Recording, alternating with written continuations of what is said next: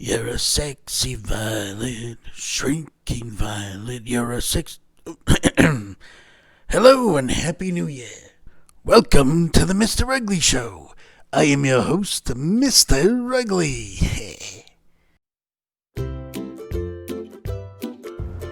It's the Mr. Ugly Show, starring Mr. Ugly and the Human. Yes, got it.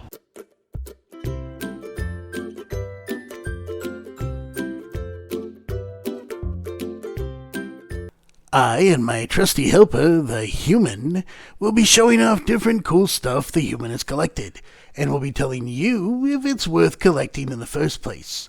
If it's something recent, we'll tell you where you can get one of your own. Hi, everybody.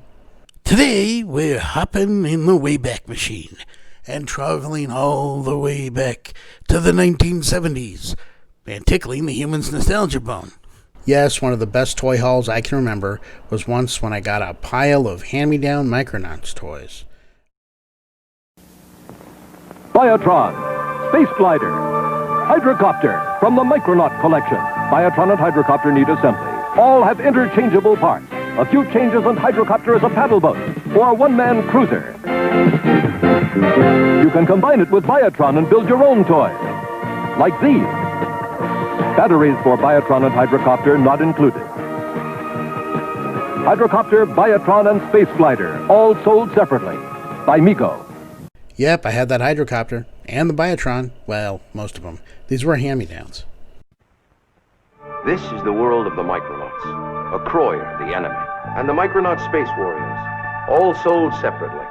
Space Glider, Galactic Warrior, Time Traveler, made to fit the Micronaut vehicles, like the Photon Sled. You can stage make-believe battles against a Croyer. Like all Micronauts, a Croyer has interchangeable parts, so you can create your own toys.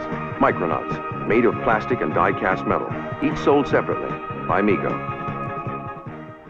I also had a bunch of those figures. You know, Micronauts were all the rage when I was a kid, late 70s, early 80s, before Transformers came out. The company that produced them stateside was Mego, and they went under in 1982. About 2 decades or so ago, though, I found these. These are various figures from Takara's relaunch of Microman in 2003 and 2004, dubbed Master Force for the good guys and a Croyer X for the bad guys. The original Micronauts toys were produced by Mego for the U.S. market. They were licensed from Japanese manufacturer Takara, who originated them as the Microman toy line, or Microman if you prefer, featuring small 3 3/4-inch figures with a high degree of articulation and all kinds of vehicles, robots, and playsets for the figures to pilot and interact with. Micronauts from Mego were a pretty big hit. They featured interchangeable parts between the figures, and the vehicles could be customized by the kids to create their own creations. 空を見ろ鳥だ飛行機だあミクローマン弾よりも速く力は機関車よりも強く高いビルディングもひとっ飛びそうですミクロマンは地球の正義と真実を守るため日夜戦い続けているのですミクロマンTakara had started making Microman as a way of saving on the high cost of plastic due to the oil crisis of 1973. They were initially marketed as smaller versions of their Henshin Cyborg line, which were 12-inch figures. Expanded into its own toy line, Microman included original vehicles, bases, robots, and enemies called Croyers. Eventually, the Microchange figures were added to that toy line, and some of those went on to become part of the Transformers toy line from Hasbro. Since the original Microman toy lines went out of existence decades ago, there have been a couple of attempts to revive them by various manufacturers, which brings us to these guys. After the success of the initial relaunch of the Microman figures that ended in 2003, Takara came out with a new line of original designs for the late 2003-2004 market that combined elements of characters from the vintage line, as well as clever nods or homages to those original characters. Master Force was a team of 4 hero figures, each specializing in a mode of travel, air, water, ground and oddly underground. Takara debuted the Acroyer X team in 2004. These 4 villains had different power sets enabled or amplified by their armor. There was a demon type, an electric type, a dragon knight, and a monster type. All of the figures in this toy line, and indeed in the original toy line as well, have the same body. Same arms, same legs, same torso, same articulation. The main differences are the colors, deco, and accessories. This is the first member and leader of the Master Force team, Sky Master Hayate.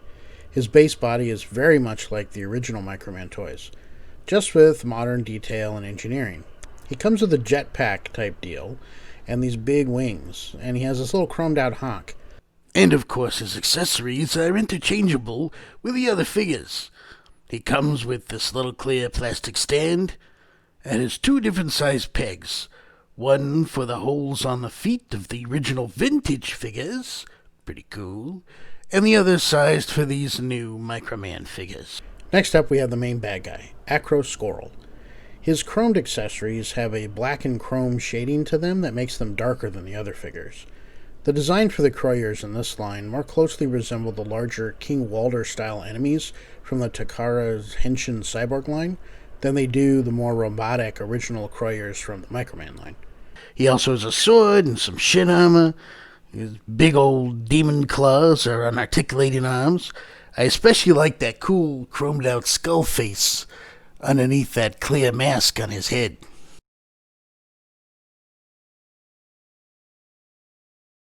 This one's Acro Cleave. He's got a yellow body with gold chrome accessories. He looks like some kind of dragon knight with this chest plate that's evocative of the vintage alien invader Acroyers. He has a little clear yellow dragon buddy that looks like it can grip his forearm, like Hayate's Silverhawk, but alas it cannot. I like the posable turbines on his wings. The wings are posable too. This 1950s-looking Martian invader is a Croy Voltec. His chromed accessories remind me of those big electrodes and static electricity generators from Dr. Frankenstein's lab. Even his gun has like a 1950s sci-fi vibe to it. And these big chrome plates for shoes, what are those about? This one comes with an alternate head that looks more like the robotic noggin from the original vintage Acroyers. With his brainy head, though, he reminds me of nothing so much as Tim Burton's Martian Invaders. And finally, we have this wonderful bunch of nonsense that is Acrobiome. This guy is most strikingly different from his buddies. This giant monster head and these mandibles, big bug eyes, look like a little bit like the alien invaders from the Microman toy line, while at the same time looking nothing like them at all. This guy's supposedly got a snake theme going on here, according to the official packaging text, but I'm definitely getting more of a scorpion vibe from that long head appendage and the forked tail bit. That last bit actually pops off and becomes a sword the guy can hold. I really like the teal chrome on this guy. It goes well with his clear purple body. Unlike the original figures, these guys came with a ton of extra hands, all made out of a kind of a stiff rubber. The hands themselves are not posable outside of the wrist movement, but with all of the options here, you can easily find ones you want for the effect you desire. And as we said before, all these parts are interchangeable between any figure in the line.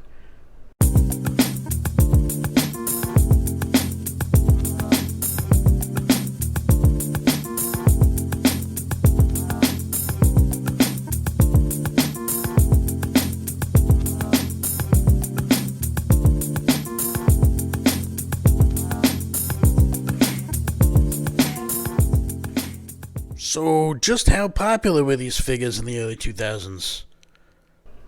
Actually, these caught on quite well, lasting a good 4 years or so, and eventually including various licensed figures like Batman and Robin, Neon Genesis Evangelion, Street Fighter, and more.